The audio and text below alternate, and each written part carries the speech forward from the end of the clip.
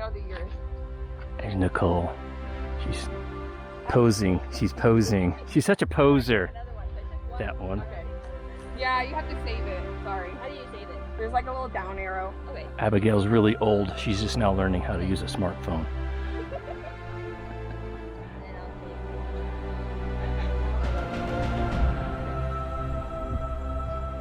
Thank you.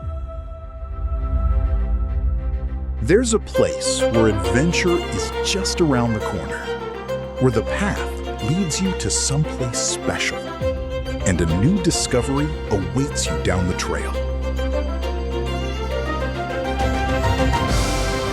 From the Oregon coast to the Cascades, friends of the Umpqua Hiking Club.